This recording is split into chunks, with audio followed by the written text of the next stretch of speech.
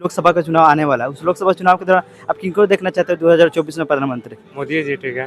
नरेंद्र मोदी को। राहुल गांधी को चुनना चाहते हैं।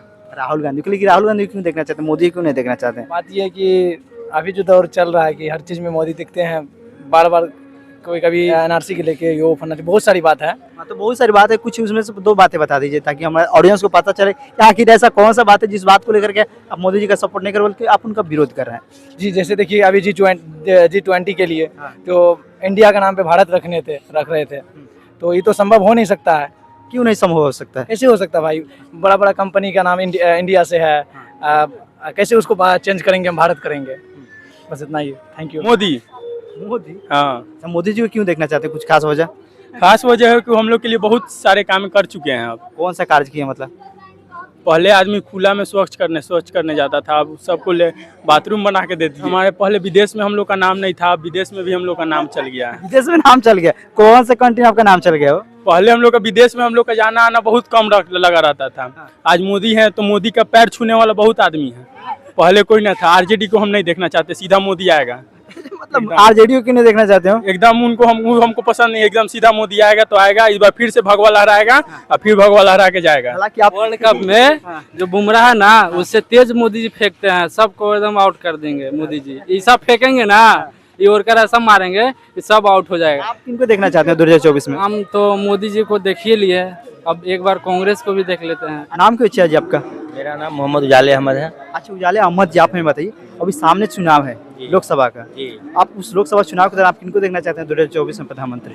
देखिए, बदलाव सबसे पहले जरूरी है। महंगाई की मार ने गाल पे मारा चांटा, महंगा हो गया तेल दाल और महंगा हो गया आटा। तो पब्लिक को ये चाहिए कि हमारे यहाँ शिक्षा का जो है, लड़के बेरोजगार घूम रहे हैं, उसको रोजगार कैसे मिलेगा। हमारे यहाँ अगर मंदिर बनाने, मस्जिद बनाने से अगर रोजी रोजगार मिलता है तो हम 200 मंदिर बनाने का अलाउ कर दें कि भैया 200 मंदिर बनाइए।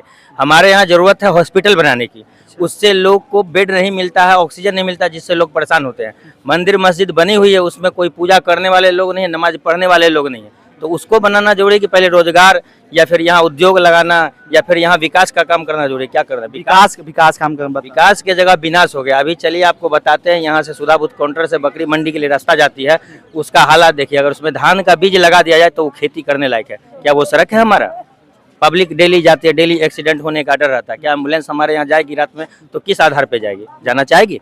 अब देखिए हालत, बगल में गड्ढे गड्ढे पड़े हुए हैं, कोई किसी को देखने वाला नहीं। यहाँ विकास सबसे पहले जरूरी है, रोजगार सबसे जरूरी है, रोजगार सबसे पहले मुद्दा है। मंदिर आप बनाते हैं उससे हमको कोई आपत्ति नहीं, मस्जिद बनाते हैं उससे कोई आपत्ति, लेकिन लड़के को चाहिए नौकरी, लड़के को चाहिए जीने का आधार।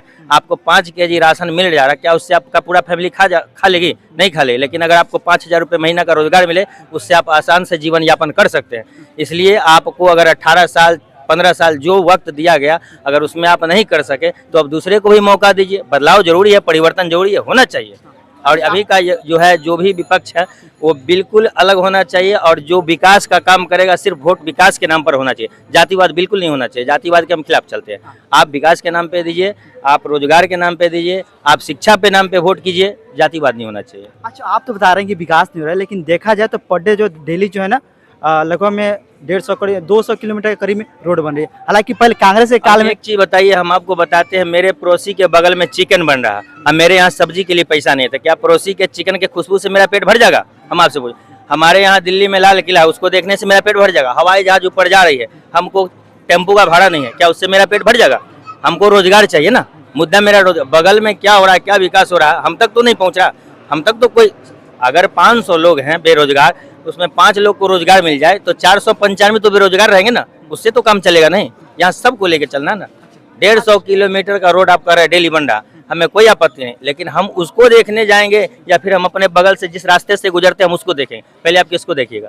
पहले तो हम अपने पड़ोसी बगल में आपके कोई लग्जरी कार लेके जा रहा है, पेजीरो लेके जा रहा है, आप उसको देखेंगे ना कि आपका पंचर साइकिल है, उसमें टायर पंचर, पहले पंचर बनाएंगे, पहले पंचर। बस यही हमारा मुद्दा है। अच्छा, आप मतलब हमेशा देख रहे हैं कि बार बार आप अटैक कर रहे हैं महंगाई को लेकर के जी, लेकिन आप हमें ये महंगाई, बताइए, बेरोजगारी, शिक्षा सबसे बड़ी मुद्दा है जिसको लोग रात दिन झेलते हैं बस। अच्छा, लोग तो बता रहे हैं कि जैसे पक्ष वाले तो बता रहे हैं कि मानते हैं कि महंगाई बढ़ी है, सही है, लेकिन आपका इनकम भी तो बढ़ा है। हालांकि ऐसा पक्ष वाले बता रहे हैं। इनकम अगर बढ़ा है तो हमको बता दीजिए कि कोई लेबर मजदूर अगर 300 रुपये में काम करता है, क्या उसका 800 रुपया में हो गया? कहीं पर से हम कोई प्रूफ कराइए। अगर आपका रोजगार बढ़ा तो क्या बढ़ा? आज जो अगर पब्लिक 500 रुपया 300 रुपया 500 रुपया कमाती है, उसको अगर 50 रुपये किलो मान के चलिए दाल मिलता था, आज 100 रुपये ले रहा, तो उसका कहाँ चला जाएगा, टारगेट क्या हो जाएगा। अगर मान के चलिए कि उसका तेल का रेट अगर 200 रुपये किलो हो जाए, वो कहाँ टारगेट जाएगा। अगर डीजल का रेट बढ़ेगा तो ऑटो का किराया, बस का किराया स्वाभाविक है बढ़ जाएगा, तो इसमें पब्लिक पिसाएगी, फिर पब्लिक पास पैसा बचेगा कहाँ। सबसे बड़ा मुद्दा तो ये है। अच्छा, आप ही बताइए, जैसे बता रहे हैं कि मतलब किसानों के हित में तो बहुत सारे कार्य किए मोदी जी। जैसे कांग्रेस के कार्यकाल में किसानों के हित में ऐसा कोई सा कार्य नहीं हो रहा था, जैसे अभी इनके कार्यकाल में किसानों के हित में बता रहे हैं कि चाहेंगे कि किसी चीज में, किसी भी सरकार में कोई ऐसी बात नहीं है कि किसी में अच्छाई है तो किसी में बुराई है। ये नहीं कहे कि हमारे यहाँ बीजेपी या कोई भी नेता काम नहीं की, जो रहते हैं उनको करना है। अगर घर के आप बड़े सदस्य हैं, अगर आप घर के गार्जियन हैं, तो आपको सारी जिम्मेवारी लेनी है। उसमें से अगर एक भूल चूक हो जाए तो वो माफ है, लेकिन अगर 50% में 40%। अभी एक मुद्दा उठाते हैं, मोदी जी इससे पहले 2 चीज के लिए जीते थे कि भाई 15-15 लाख सबके अकाउंट में जाएगा, 200 करोड़ का रोजगार सबको मिलेगा। क्या हमारे यहाँ 200 रोजगार भी डेली लोग को मिल रहा? हम इस बात से पूछना चाह रहे हैं। वादा किए 15 करोड़ का 1500 रुपया आपके खाते में गई है, मेरे खाते में तो नहीं आया। तो हम इससे विरोध नहीं है, लेकिन आप जो वादे किए आप उसको निभाना चाहिए, आपको निभाने की जिम्मेवारी है। अगर आपने ऐसा नहीं किया है तो ये गलत है। सब पब्लिक के नज़र में आपको ये जवाब देना है कि ये क्या कर रहे हैं। या तो वादा नहीं करना चाहिए, वादा कि अगर 15 करोड़ रुपया 15 लाख रुपया नहीं दिया हमको कोई दिक्कत नहीं, लेकिन कम से कम 1500 रुपया भी तो डालना चाहिए। अगर 2 करोड़ रोजगार की योजना की, कम से कम 200 रोजगार भी तो देते हर जगह हर जिले में। अच्छा, आप चलिए मतलब मोदी जी का चेहरा हम साइड कर देते हैं, विपक्ष में ऐसा कोई चेहरा बताइए जो लग रहा है कि सच में गरीबों का आवाज सुन सकते हैं, गरीबों के लिए सही। मेरे लिए तो यही लग रहा है कि अगर इसमें से 2 में से कोई है तो आम आदमी पार्टी बने या राजीव गांधी बने। आम आदमी में क्या कुछ विचार, मतलब उनका क्या कुछ विचार ये है कि देखिए, अगर दिल्ली में जनता के लिए, जनता को क्या चाहिए, स्टूडेंट को क्या चाहिए, स्टूडेंट जिस आधार से, अभी देखिए, अभी जिस आधार से आपके जितने भी यहाँ लोग हैं, सब लोग नौकरी का सर्विस करने वाले नहीं हैं। यहाँ कुछ लोग हैं जो किसान है, बेचारा खेत बेच करके बच्चे को पढ़ा रहा, रूम का रेंट भर रहा, उसके यहाँ देखिए कि बच्चे का जो है सो फीस बढ़ा दिया रहा, कोचिंग का फीस बढ़ा दिया रहा। माँ बाप को आसरा है कि हम बच्चे को पढ़ाएंगे तो हमारे बच्चा आगे जा करके नौकरी करेगा, जब करेगा। जब भी जॉब करने की बात आती है तो पर्चा लीक हो जाता है। स्टूडेंट जा करके धक्का मुक्की खार के ट्रेन में जाता है इस आशा पे कि हमें वहाँ जाकर कुछ शिक्षा प्राप्त होगा, हमारा आश्वासन है, हमारा गार्जियन का सपना पूरा करे। खुद बेचारे का सपना पूरा नहीं होता, सीट नहीं मिलता तो नौकरी कहाँ से मिलेगी।